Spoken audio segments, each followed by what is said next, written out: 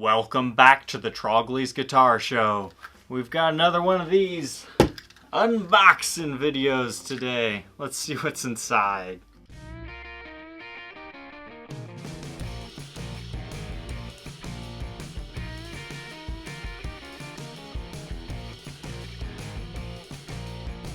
Alright, we got a huge rectangle case here. What's inside? The new Lzzy Hale Dark Explorer. Boy, this is a beautiful guitar. Let's get our first impressions. Straight out of the box, this thing is a showstopper. I mean, sure, it comes down to opinion of whether you like these dark colors with the gold or not, but I think this is an absolutely spectacular looking example. There's a few features that really stand out to me though. First is the black and white binding that goes along the edge of this guitar. That is just absolutely beautiful and not something you see all the time on Gibson, though they have been using it a lot more often. I really dig these gold pickup rings, and I think the black and gold color combination on the tuners is sweet, but something I didn't even know to expect on this model is the frets are also gold. Spec-wise, we have a mahogany body with a rich light fretboard and a mahogany neck. I'd say this thing feels really good. I can't wait to take it apart and look at the insides. Lzzy Hale is best known as the front woman to the band Halestorm. Her new Dark Explorer was first introduced for the 2018 Gibson Line Up and was briefly made into 2019 as well. This Explorer shares many similarities to her first all-white Explorer, which was released for the 2014 lineup. In fact, the only thing that's really different between the two is the color and fretboard material. When asked about why so little changed, she responded with, "If it isn't broken, don't fix it." The initial design inspired her to play, so she stuck with it. Additional comments about her being a believer in the way a guitar looks affects the way you play were also mentioned. With her Dark Explorer, it inspired her to write and play darker sounding material and gave her the feeling of walking on stage like James Hetfield, ready just to lay waste. This instrument features a jet black finish with black and white binding paired with gold hardware to really give this guitar a stellar look. The body and neck are made out of mahogany, whereas the 22 fret 12-inch radius fretboard is made of rich light. Now that I've gotten it taken apart, let's go ahead and see how it's built. The pickups are the Gibson 57 Classics with the 57 Plus in the bridge. Here you can see your neck tenon with the markings of EB, which likely stands for ebony. And then your bridge pickup route with the markings Dark Explorer Lzzy 2019. Now you'll notice when the pickups are in the guitar, you have this whole gold vibe going on. But when I turn it to the side, you can see that's just a gold plate that is on top of a regular pickup cover. It appears to be held in place by the height adjustment screw, so you could remove it if you wished. An interesting choice with this pickguard is it is not actually metal. It is a plastic material that just has that golden sheen to it. While yes, it would have been interesting to have something very similar to that, it would have added a bunch of weight to the guitar, and as you can see, this type of material, yeah, it's very prone to getting fingerprinted up. But underneath this pickguard, you just have your standard Gibson Explorer route. I was surprised to find a lightweight aluminum bridge and tailpiece on this one. To give you an example here, here's the lightweight one at almost just 1 ounce. Then here's a standard Gibson bridge, which weighs nearly twice as much. Same test with the bridge. Obviously you still have the strings in there, so it's probably around 1 ounce as well. For documentation purposes, we'll take a look at these a little bit closer, as well as the back. This is the version that has the 4 circle identifiers. Sometimes on modern Gibsons you'll have one that says PW. And all that PW stands for is this company, Advanced Plating. And that's what you have on the back of this tailpiece. You've got 3 golden speed knobs, but let's take a look at the back side of the guitar as well. Inside the control cavity, you see you have 3 Gibson branded pots, so no PCB boards on this one. The tuners here are actually awesome. I love these. I did not expect these when I had purchased this guitar. They have gold bodies to them, but with a black tip. But what's even better is they are a locking Grover tuner, so those are excellent looking as well as functioning tuners. Truss rod cover has Lzzy Hale's signature on it, and here's what the truss rod cavity looks like. These do have a black graphite nut on them. I'm going to give a shame on Gibson for this one. It's actually slightly larger than the nut slot, so I don't think they filed the edges well enough. You can kind of see it cracking a little bit because of that. It just kind of looks like a messy job in general. The fretboard is not ebony, it is Richlite, but these aren't dirty, rusty frets. They actually used gold fret wire on this. They did a similar thing for the Gibson Vegas series, so it's very interesting to see them bring that back. But this Richlite fretboard, it definitely needs a treatment of some sort, so I'll go ahead and do that so it doesn't look absolutely awful anymore. Now that I've cleaned the fretboard, you can see it looks a little bit better now.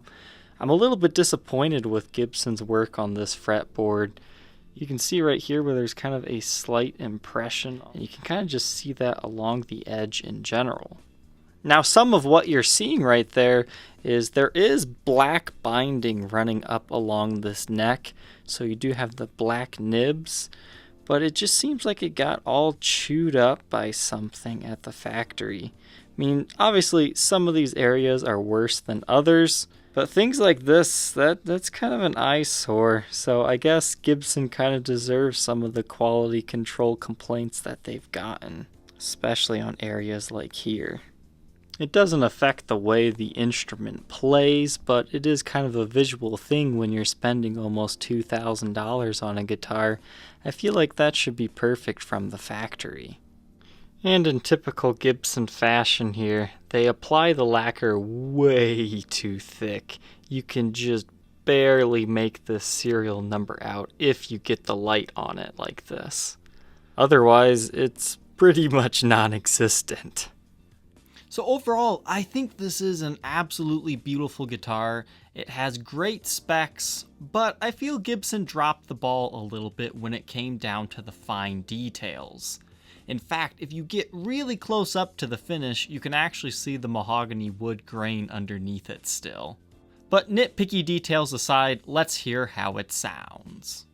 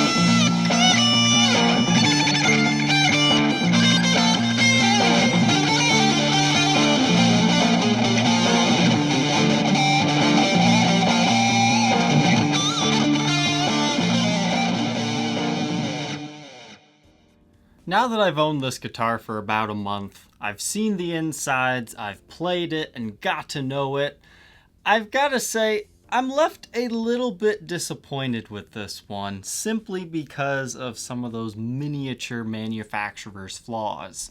But that appears to be common on this model.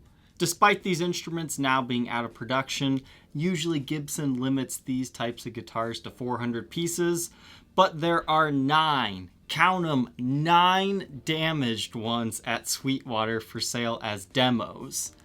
However, the way that these limited edition Explorers go, though, is they start off at a high price new, they start to come down in price when they're just left with the demo versions, and then give them a year or two and these things will be selling used probably between 25 to 3 grand, because what this guitar does best is it just looks amazing for an Explorer.